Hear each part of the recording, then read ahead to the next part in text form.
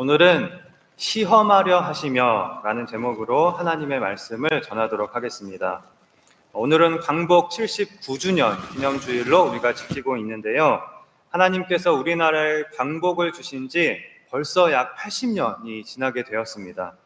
광복 이후로 그 80년이라고 하는 그 시간 동안 우리가 어떠한 길을 걸어왔는지, 그리고 앞으로 어떠한 길을 걸어갈 것인지를 생각해보는 그런 오늘이 되어야 하겠고요. 우리가 지금 보고 있는 사사기를 통해서 앞으로도 계속해서 이것에 대해서 우리가 생각해 보아야 하겠습니다. 사실 지난 80년 동안 우리나라가 어떤 면에서는 엄청난 발전을 이루었고요. 또 지금도 엄청난 발전을 이루어 가고 있는 것이 사실입니다.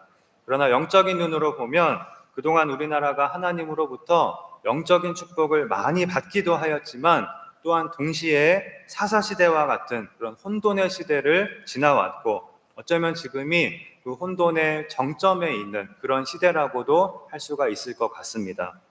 사사시대와 같이 세상은 말할 것도 없고 교회도 믿는 사람들도 모두 자기의 소견에 옳은 대로 행하며 점점 깊은 혼돈 속으로 빠져가고 있는 것이 지금 이 시대라고 할 수 있는데요.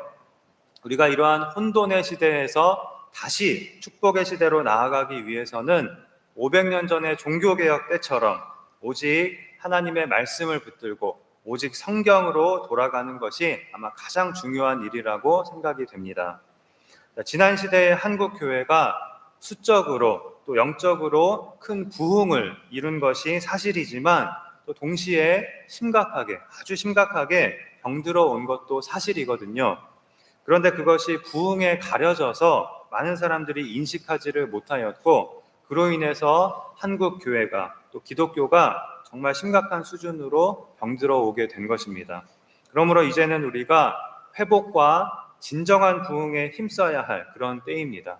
하나님의 말씀을 붙들고 회개하고 죄를 떠나고 진정한 축복의 시대로 다시 나아가야 할 그런 때입니다. 그런 축복이 하나님께서 자녀로 삼으신 우리 한 사람 한 사람으로부터 이루어지게 되기를, 그러한 50년, 그러한 100년을 만들어가는 그런 우리가 될 수 있기를 바랍니다. 벌써 오늘로 우리 사사기 4번째 시간이 되었는데요. 지난 시간까지 사사기의 서론에 해당하는 2장까지의 내용을 살펴보았습니다. 그런데 사사기에 등장하는 첫 번째 사사는 오늘 본문 바로 다음에 나오게 되거든요. 그래서 본격적인 사사 이야기는 다음 시간부터 살펴보게 될 것 같고요. 오늘까지는 벌써 4번째 시간이기는 하지만 여전히 사사기의 서론이라고 할 수 있는 그런 내용이 되겠습니다. 지난 시간에 우리가 2장의 내용을 살펴보았는데요. 사사기 2장은 사사이신 하나님의 판결로 시작해서 다시 또 사사이신 하나님의 판결로 끝나고 있고요. 그 사이에 사사시대에 계속해서 반복된 그 죄악의 사이클을 설명하는 내용으로 되어 있었습니다. 1장에서 이스라엘의 12지파가 남아있는 가나안 족속들을 쫓아내지 못하였다고 하였는데요. 이에 대한 하나님의 판결은 너희가 쫓아내지 못한 것이 아니라 쫓아내지 않은 것이다. 나를 믿고 순종하기만 했으면 쫓아낼 수 있는 것인데 너희가 쫓아내지 않은 것이다 라고 말씀을 하십니다. 그러면서 그러므로 나도 그들을 쫓아내주지 않을 것이다 라고 말씀을 하셨습니다. 바로 이 쫓아내지 못함 또는 쫓아내지 않음, 이것이 사사기에서 중요한 첫 번째 키워드라고 할 수 있는데요. 하나님께서 가나안 족속을 쫓아내주지 않으심의 첫 번째 의미는 이스라엘의 불순종에 대한 하나님의 징계였다는 것을 사사기의 서론은 말해주고 있습니다. 그래서 사사시대의 이스라엘은 하나님을 떠나고 우상을 섬길 때마다 하나님께서 남겨두신 바로 이 이방 족속들에 의해서 압제를 당하게 되고요. 이 역시 이스라엘의 죄에 대한 하나님의 징계라고 할 수 있었습니다. 바로 이 하나님의 징계가 사사기를 이루고 있는 큰 틀 중에 하나라고 할 수 있는데요. 이 하나님의 징계에 대해서 우리가 반드시 알아야 할 중요한 점이 있습니다. 너무나 중요한 점입니다. 무엇이냐면요. 징계가 축복의 반대인 것만은 아니다라는 것입니다. 보통 우리가 갖게 되는 생각은 징계는 축복의 반대, 즉 축복의 반대가 징계다라는 것입니다. 그러나 징계가 축복의 반대인 것만은 아니라는 것입니다. 왜입니까? 징계는 하나님의 사랑으로 인한 것이기 때문입니다. 우리가 죄를 짓고 하나님을 떠나고 잘못된 길로 나아갈 때 하나님께서 우리를 징계하신다면 그것은 하나님께서 우리를 사랑하시기 때문인 것입니다. 물론 징계 자체가 축복이라고 할 수는 없겠지요. 그러나 징계는 하나님의 사랑의 한 표현일 수 있고 또 하나님께서 우리를 사랑하고 계신다는 증거가 될 수 있는 것입니다. 여러분, 진짜 저주는 징계가 아니라 무관심 또는 유기인 것입니다. 포기하고 버리는 것입니다. 부모를 등지고 떠나는 자녀에게 가든지 말든지 맘대로 해라. 나도 이제 너 볼 일 없다. 너는 이제 더 이상 내 자식이 아니다. 이것이 유기인 것입니다. 이스라엘 백성이 죄를 짓든 말든 하나님을 떠나든 말든 이들이 가나안 문화와 우상을 받아들이고 부와 쾌락을 누리며 잘 살든 말든 하나님께서 아무 관심도 갖지 않으시고 아무 상관도 하지 않으시고 내버려 두시는 것, 이것이 축복의 반대인 저주이고 유기인 것입니다. 반면에 징계는 하나님의 사랑의 표현이고 사랑의 증거인 것입니다. 하나님께서 자기 백성 삼으신 자들을, 자녀 삼으신 자들을, 우리를 여전히 포기하지 않으시고 붙드시고 돌아오게 하시려는 하나님의 행하심이 징계인 것입니다. 그래서 징계는 분명 우리에게 괴롭고 또 힘든 고통스러운 일이지만 또 우리가 감사해야 할 일인 것입니다. 정말로 감사해야 할 일입니다. 사실 징계를 우리가 감사하기란 쉽지 않거든요. 그런데 나중에 우리가 잘못된 길에서 돌이켜서 하나님께로 돌아와서 하나님의 축복 안에서 돌아보면 그 하나님의 징계가, 그 하나님의 사랑이 얼마나 감사한 일이었는지를 깨닫게 됩니다. 그러므로 만일 우리가 나의 죄로 인해서 또는 내가 하나님을 떠남으로 인하여 혹시 하나님의 징계를 받게 된다면 그것은 하나님의 사랑이라는 것을 깨닫고 좌절하기보다는 정신을 차리고 회개함으로 나를 불러주시고 붙들고 계시는 그 하나님께로 우리가 속히 돌아가야 하겠습니다.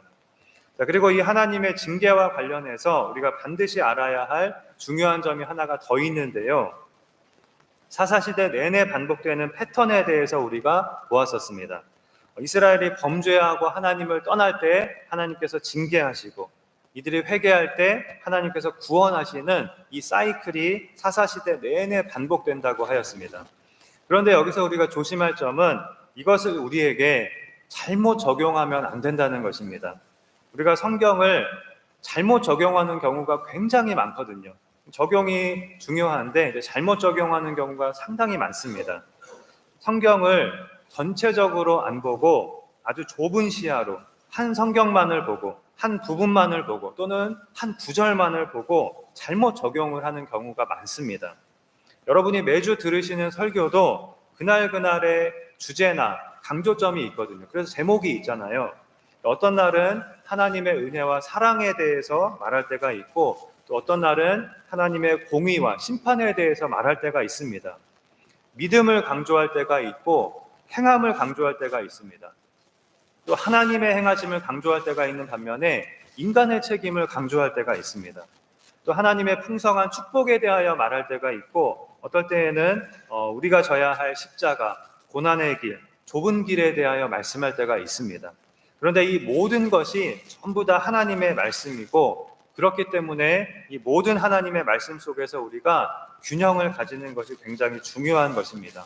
그런데 한 편의 설교에서 성경의 모든 본문을 한꺼번에 다룰 수가 없고 이 30분이라는 짧은 설교에 성경의 모든 내용을 다 담고 다 다룰 수가 없기 때문에 그날그날의 주제나 또 특별히 강조하는 점이 있는 것입니다. 그런데 우리가 한 편의 설교만 듣고 그것이 성경 말씀의 전부라고 생각하고 우리에게 적용할 때 또 잘못 적용을 하면 안 되는 것입니다. 무슨 말이냐면요. 사사시대에 계속해서 반복된 이 패턴이 절대적인 것이 아니라는 것입니다. 이스라엘이 죄를 지을 때마다 하나님께서 징계하신 이 패턴이 항상 우리에게도 똑같이 적용되는 것은 아니라는 것입니다. 다시 말하면 우리가 살면서 어려운 일을 만나거나 고난을 당하게 될 때 반드시 그것이 하나님의 징계로 인한 것은 아니라는 것입니다. 우리가 당하는 고난이나 어려운 일이 하나님의 징계일 때도 있고 또 아닐 때도 있을 수 있습니다. 그리고 우리가 이 세상을 사는 동안에 하나님을 잘 섬기면 반드시 승승장구하는 축복을 받고 죄를 지으면 반드시 즉각적으로 징계를 받는 그것도 아니라는 것입니다. 이것이 항상 모든 사람에게 똑같이 적용되는 그런 절대적인 법칙이 아닌 것입니다. 예를 들어서 사사시대에 이스라엘을 압제한 이방 민족들은 이들이 하나님을 잘 섬겨서 이스라엘을 이긴 것입니까? 아니지요. 이들은 단지 하나님께서 자기 백성을 징계하시기 위해서 사용한 도구일 뿐이었습니다. 그렇다면 이들은 하나님과 상관이 없는 이방 민족이었다고 치고, 그럼 하나님의 백성인 우리에게는 하나님을 잘 섬기면 승리하고 죄를 지으면 징계를 받는 이 법칙이 항상 적용되는 것일까요? 그것도 아니라는 것입니다. 항상 일률적으로 적용되는 것이 아닙니다. 그렇기 때문에 우리는 내가 하는 일이 잘 풀리고 있다고 해서, 내가 성공하고 있다고 해서 이것은 분명히 내가 하나님을 잘 섬기고 있어서 축복을 받고 있는 것이구나, 단순히 이렇게 착각을 해서는 안 되는 것입니다. 또 반대로 내가 지금 시련과 역경을 만났다고 해서, 내가 불행한 일, 어려운 일을 겪고 있다고 해서 반드시 그것이 하나님의 징계인 것은 아닐 수도 있는 것입니다. 이미 성경에는 그러한 예가 많습니다. 가장 대표적인 경우가 욥이지요. 욥은 어느 날 갑자기 엄청난 재앙과 같은 일을 한꺼번에 왕창 당하게 되는데요. 결코 그것은 그의 죄에 대한 하나님의 징계가 아니었습니다. 사람들은 욥이 이렇게 무서운 재앙을 당한 것을 보면 모르긴 몰라도 욥이 하나님께 분명 어떤 큰 죄를 지은 것이 틀림없어 라고 생각했습니다. 그리고 또 하나님께 버림을 받은 것이라고 생각을 했습니다. 그러나 오히려 욥은 그 누구보다도 신실하게 하나님을 잘 섬기는 사람이었습니다. 그리고 하나님도 결코 욥을 징계하시거나 버리신 것이 전혀 아니었습니다. 또 우리가 잘 아는 요셉도 형들의 손에 의해 애굽의 노예로 팔려가고, 또 애굽에서는 하나님 앞에 죄를 범하지 않으려다가 억울하게 모함을 받아서 감옥에 갇히는 등 억울한 일을 많이 당하고 정말 오랜 세월 동안 고난을 당하였지만 결코 그것은 하나님의 징계가 아니었습니다. 오히려 예수님을 통한 구원을 이루시려는 그 하나님의 크신 계획 속에서 이 요셉이 귀한 역할을 하고 귀하게 쓰임을 받은 것이었습니다. 또 신약시대에 바울과 사도들이 복음을 전하다가 정말 수없이 많은 고난을 당하고 순교까지 하게 된 것, 이 역시 하나님의 징계가 아니었지요. 이들은 하나님의 충성된 일꾼이었음에도 불구하고 수없이 많은 역경을 만났고 고난을 당하고 순교를 하게 된 것입니다.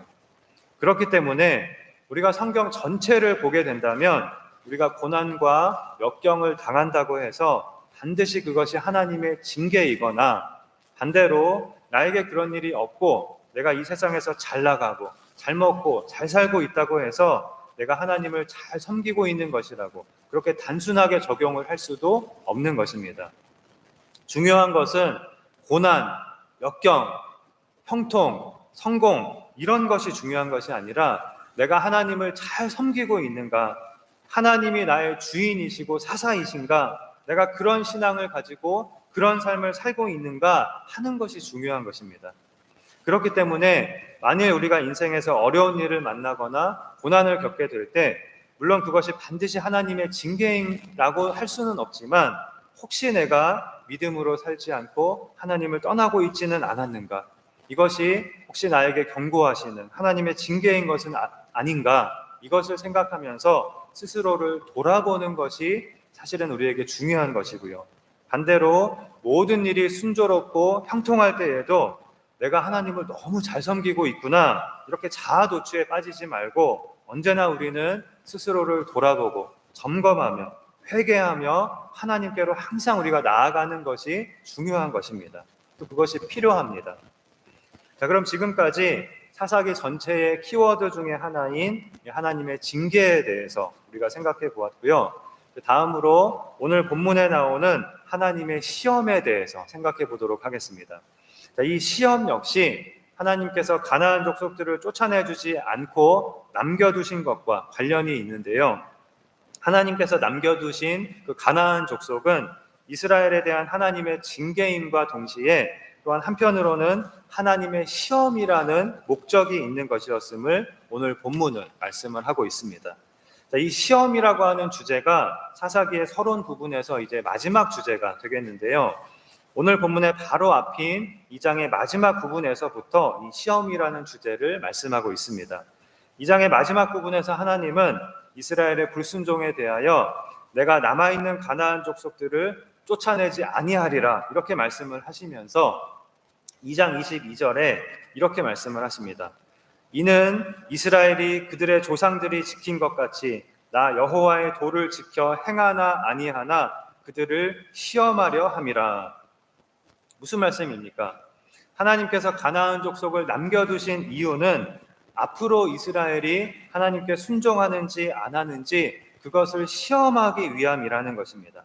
즉 순종하면 이스라엘이 그들을 쫓아낼 수 있을 것이지만 불순종하면 오히려 그들의 압제를 받게 될 것이라는 것입니다. 이것이 사사기에서 이스라엘 백성에게 주어진 시험이었습니다. 다음 절인 2장 23절에 여호와께서 그 이방 민족들을 머물러 두사 그들을 속히 쫓아내지 아니하셨으며 여호수아의 손에 넘겨주지 아니하셨더라 라고 하였습니다. 하나님께서 이방 민족들을 남겨두어서 이스라엘을 시험하시는 것은 놀랍게도 여호수아 시대 때부터 이미 하나님의 계획 속에 있었다는 것입니다.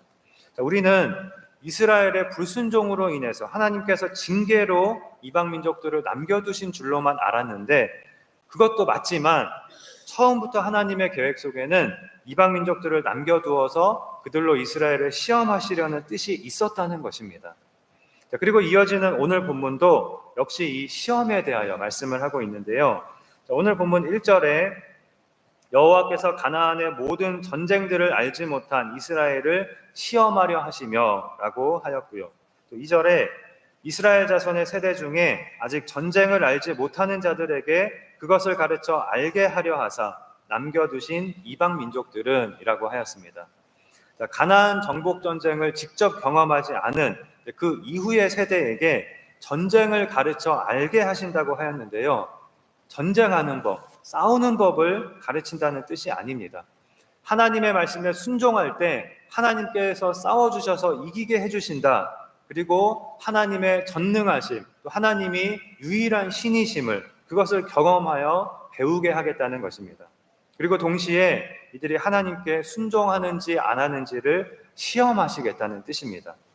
4절에 남겨두신 이 이방 민족들로 이스라엘을 시험하사 여호와께서 모세를 통하여 그들의 조상들에게 이르신 명령들을 순종하는지 알고자 하셨더라 라고 하였습니다.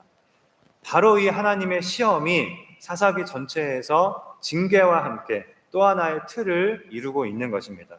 사사시대는 이처럼 하나님께서 남겨두신 이방 민족들로 하나님께서 이스라엘을 시험하시는 그런 시대였습니다. 그리고 그 시험의 결과는 5절과 6절이 말씀을 하고 있는데요. 그러므로 이스라엘 자손은 가나안 족속과 헷 족속과 아모리 족속과 브리스 족속과 히위 족속과 여부스 족속 가운데에 거주하면서 그들의 딸들을 맞아 아내로 삼으며 자기 딸들을 그들의 아들들에게 주고 또 그들의 신들을 섬겼더라 라고 말씀하고 있습니다. 여기 보면 가나안 족속들을 언급하면서 이스라엘 백성들이 이 가나안 족속들과 함께 가나안 땅에 거주하였다고 하였고요. 하나님의 말씀을 어기고 가나안 족속들과 통혼을 하고 그들이 섬기는 우상을 섬겼다고 하였습니다. 이 5절과 6절이 사사기 전체의 요약이라고도 할 수 있는데요. 하나님의 시험의 결과는 안타깝게도 이스라엘이 실패하고 또 실패하고 또 실패하는 것이었습니다.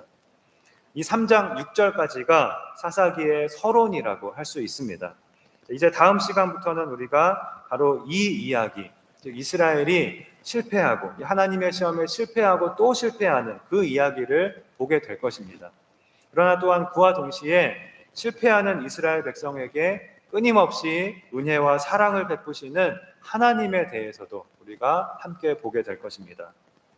오늘은 이 하나님의 시험에 대해서 생각해 보려고 하는데요. 하나님의 시험에 대해서도 우리가 반드시 알아야 할 중요한 점들이 있습니다. 자, 오늘 본문 4절을 다시 보시면 남겨두신 이 이방 민족들로 이스라엘을 시험하사 여호와께서 모세를 통하여 그들의 조상들에게 이르신 명령들을 순종하는지 알고자 하셨더라 라고 하였는데요. 하나님께서 이들이 순종하는지를 알고자 하셨더라 라고 하였습니다. 순종하는지를 확인하기 위한 시험이라는 것입니다. 성경의 다른 곳에도 하나님께서 이렇게 시험하시는 이야기가 종종 나오는데요. 대표적인 것이 창세기 22장에서 하나님께서 아브라함을 시험하신 일입니다. 창세기 22장 1절에 보면 그 일 후에 하나님이 아브라함을 시험하시려고 그를 부르시되 라고 하였습니다. 그리고 아브라함에게 아주 충격적인 말씀을 하십니다. 아브라함이 100세에 낳은 아들 이삭을 하나님께 번제로 드리라는 것이었습니다. 물론 하나님은 진짜로 이삭을 죽게 하실 생각은 없으셨습니다. 아브라함의 믿음을 시험하신 것입니다.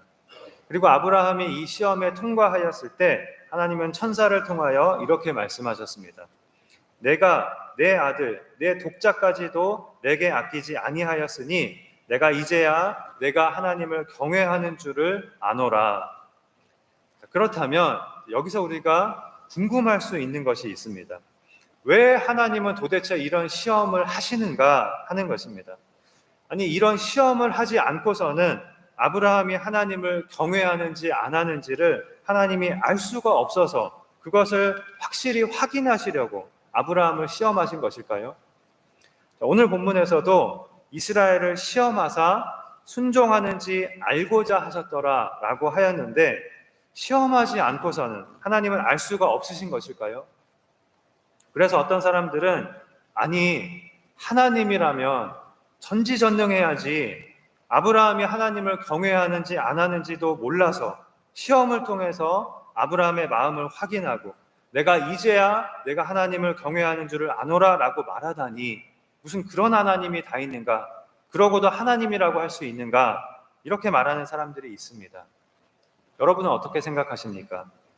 하나님은 우리의 마음을 모르셔서, 우리가 하나님을 경외하는지 안 하는지, 하나님을 사랑하는지 안 하는지를 모르셔서, 그것이 궁금해서 그것을 확인하고 싶으셔서 그래서 우리를 시험하시는 것일까요?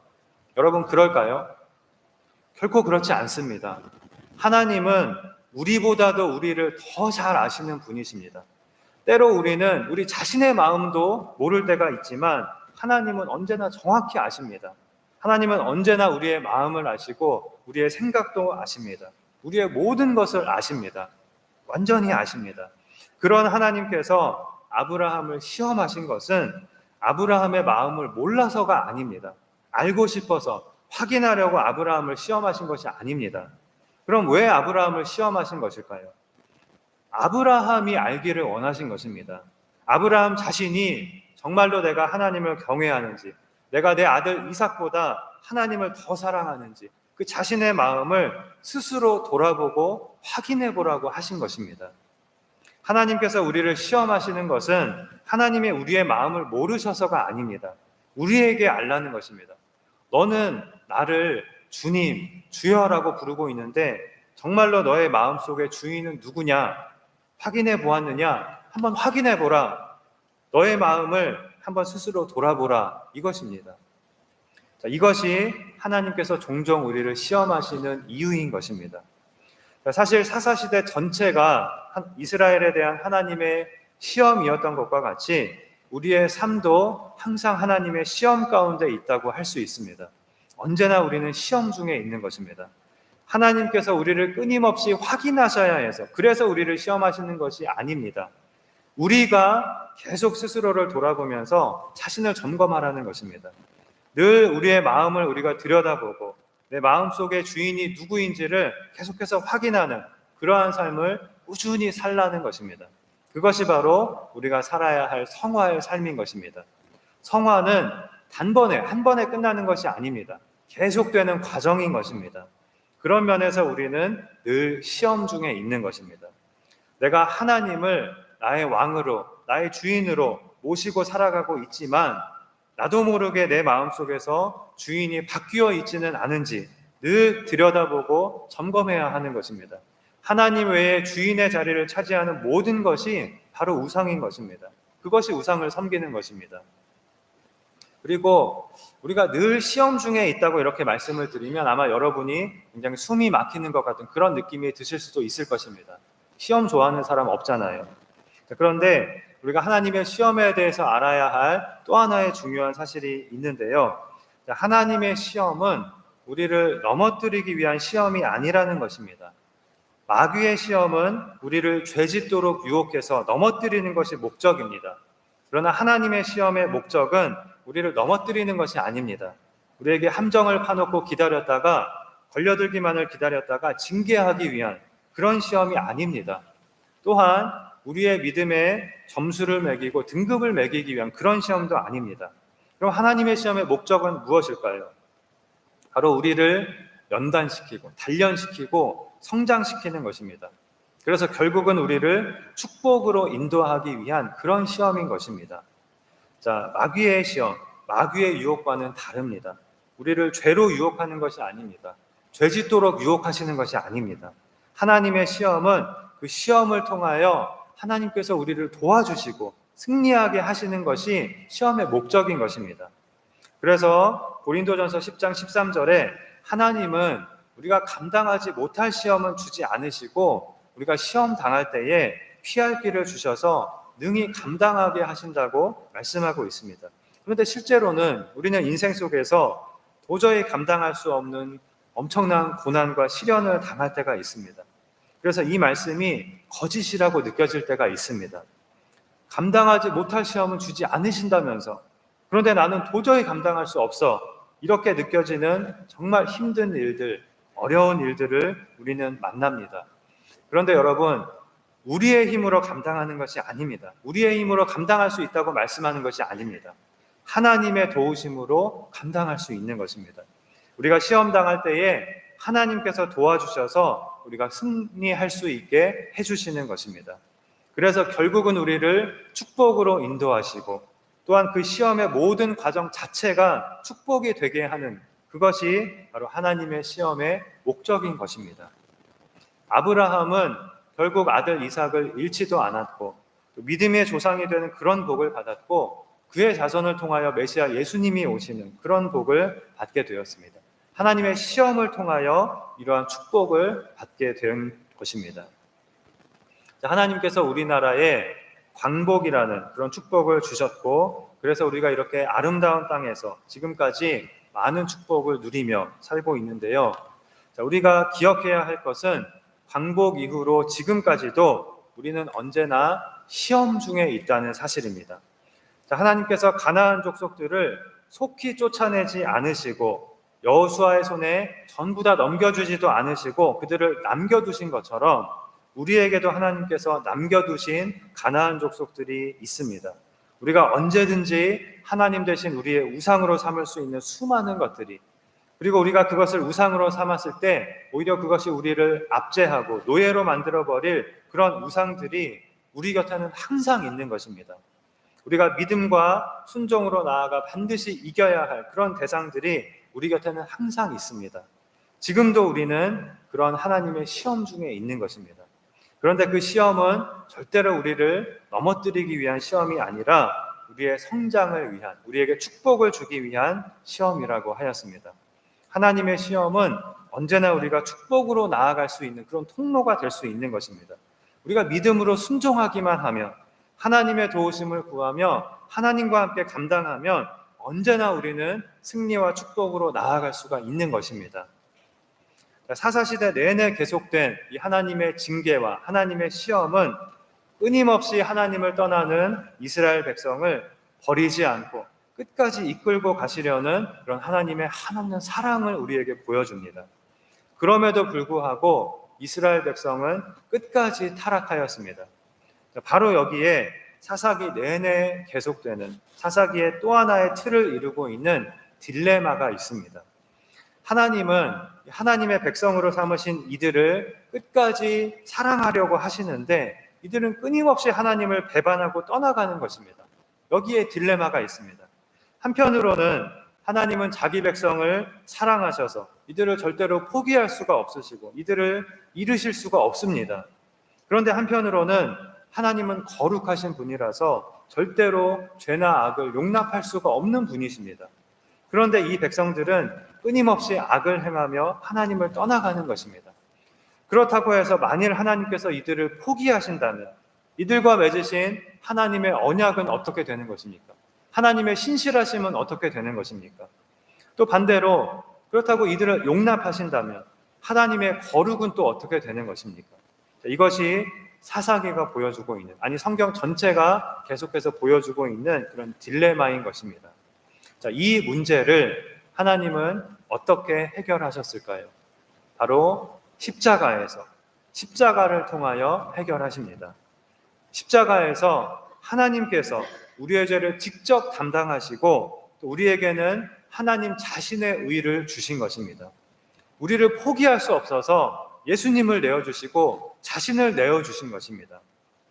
바로 이것이 오늘 성가대가 찬양한 하나님의 사랑, 주님의 눈물인 것입니다. 이것이 성경이 말씀하고 있는 복음인 것입니다. 사랑하는 성도 여러분, 바로 이것이 지금도 죄를 지으며 하나님을 떠나고 있는 우리에게 주신 하나님의 사랑이요, 주님의 눈물인 것입니다. 그러나 성경의 복음은 결코 우리에게 사사기의 이스라엘 백성들처럼 계속 죄를 짓고 계속 하나님을 떠나도 된다고 말씀하고 있지 않습니다. 우리는 구원받은 하나님의 자녀이지만 예수님의 의가 이미 우리에게 주어졌지만 우리는 구원의 완성을 향하여 계속해서 나아가며 성화의 삶을 살아야 하는 것입니다. 구원은 칭의, 성화, 영화 이 3단계로 완성된다고 하였습니다.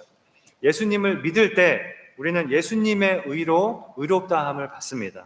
그것이 칭의입니다. 의롭다 칭함을 받는다는 것입니다.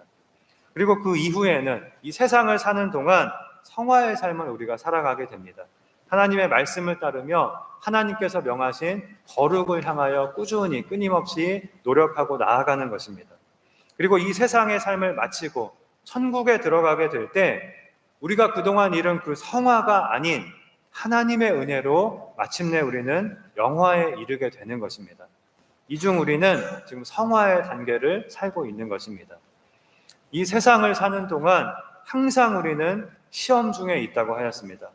그러나 그 시험은 우리를 넘어뜨리려는 시험이 아니라 죄에서 돌이키게 하고 믿음으로 성장하게 하고 승리하게 하기 위한 시험이라고 하였습니다. 우리가 할 일은 믿음으로 순종하며 하나님의 도우심을 구하며 하나님과 함께 그 시험을 통과하는 일입니다. 우리의 힘으로 하는 것이 아닙니다. 우리의 힘으로는 할 수 없습니다. 하나님의 도우심으로 하나님과 함께 우리가 넉넉히 시험에 통과할 수 있는 것입니다.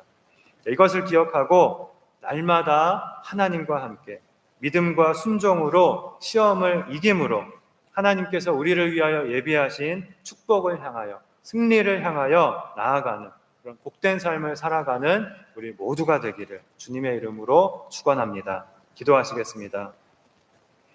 하나님 아버지, 하나님의 자녀가 되었음에도 불구하고 죄를 짓고 하나님을 떠나기를 반복하는 우리를 끝까지 사랑하시사 우리가 잘못된 길로 나아갈 때에 징계하시고 또한 우리를 시험하심으로 우리가 자신을 돌아보며 죄에서 돌이킬 수 있도록 우리를 붙들어 주시고 인도하여 주심을 감사드립니다.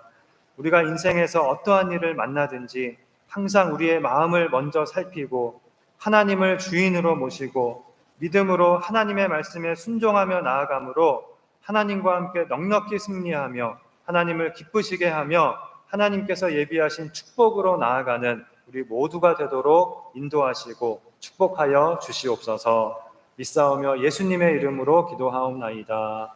아멘.